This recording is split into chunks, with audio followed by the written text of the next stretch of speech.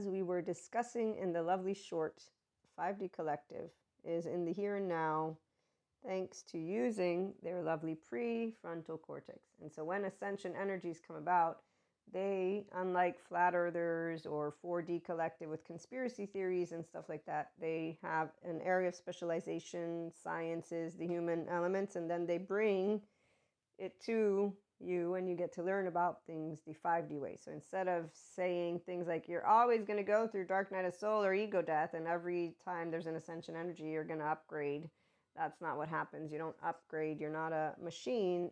So teachers and guides who know you're a human, they will talk to you in different ways. So here's how energy can affect. Here's what we don't want to do. We don't want to take information out of context. And so the 5D Collective, I saw a couple of them or more, sciences and spirituality coming together. It's really awesome. So I support on the human front, enlightenment the human way, so that you can understand how to tap into being yourself, your whole 3-year-old heart. And it's really awesome because you get to connect to Purusha, Prakriti, your own pure piece of consciousness. It's your 3-year-old because your first 3 years of life as a human are implicit memory. You feel gooey, ooey, ooey. So as our lovely Sadhguru has shared, if you overflow with humanity, divinity has to descend. So the 5D Collective person uses their prefrontal cortex, which is why we don't do what is called structural dissociation, or what I also call Cusco land, because of the adaptive child. So teenagers, because that's your last charge state. We all have these charge states. So if you're a teacher and a guide who's still a teenager, you're a Peter Pan with Wendy. And in fact, that's the difference. We see 4D, 3D out there, Peter Pans with Wendy's. I'm talking about people who bring together. So it's a united front, science and spirituality, and they don't actually have any confusion or question. That's why they're an actual teacher and guide. And so people who are independent thinkers and mystics, they will notice the difference. I love having seen a person, it's only one, but there's a couple more that I need to check out.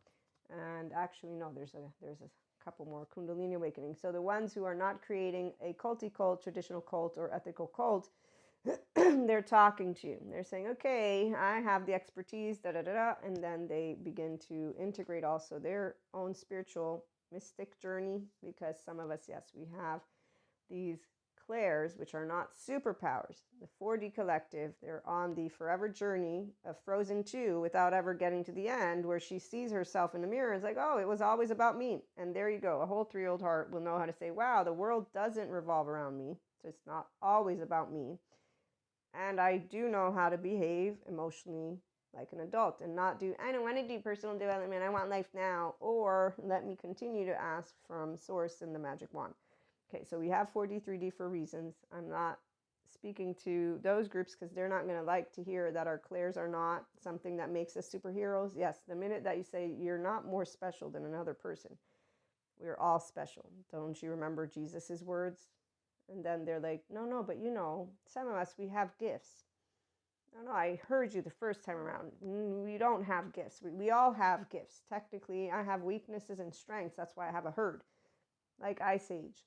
We have Sid, Diego, Manny. Then we bring in Cusco and we bring in Pacha, and the 5D Collective are Pachas.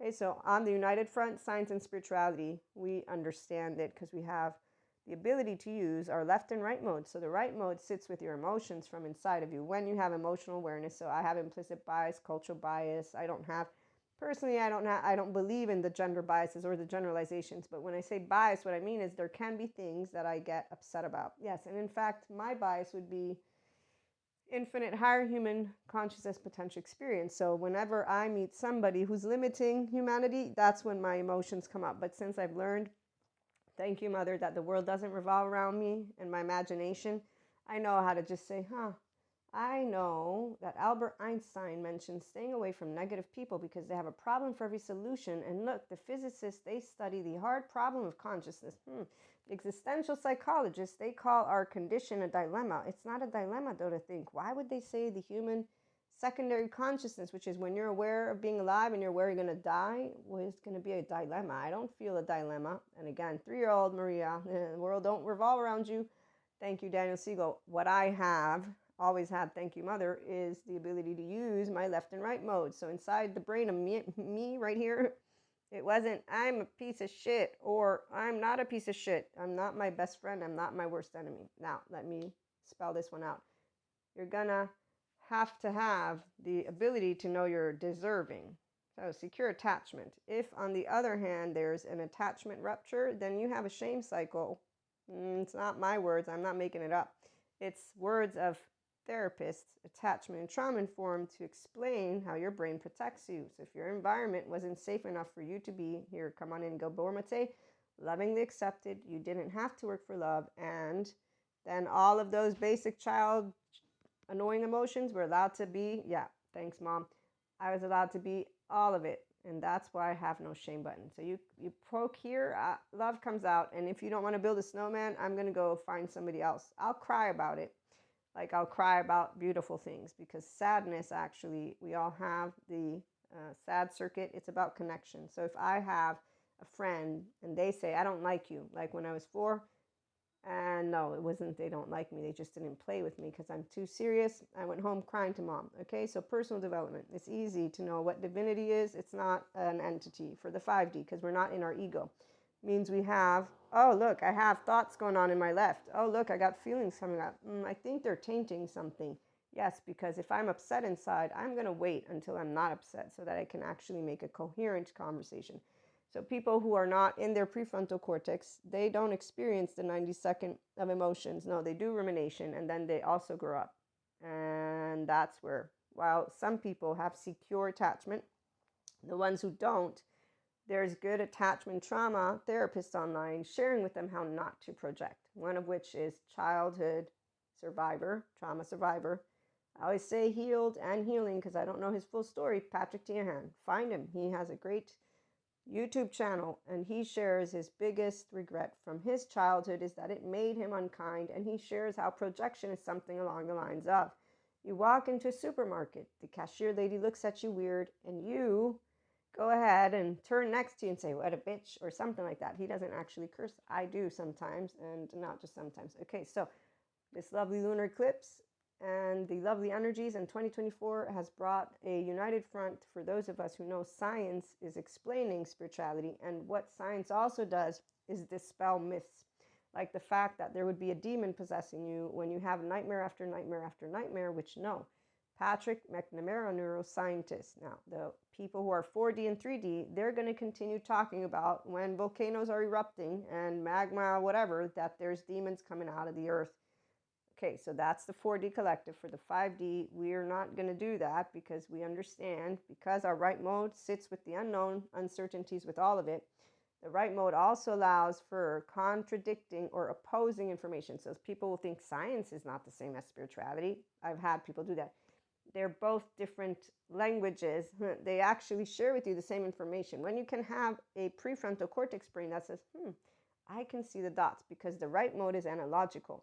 The left mode, when you're a grown-up and you're not a teenager who needs to prove yourself all the time, which is what the shame cycle people do, because they're trying to be their best friend, not friend. It's a whole, I don't have enough time to explain it, but what it's called is low self-esteem, passive-aggressive, indirect communicators. They don't know how to take ownership of their emotional plane, bring themselves to zero and say, oh, I have implicit bias. Let me put that to the side.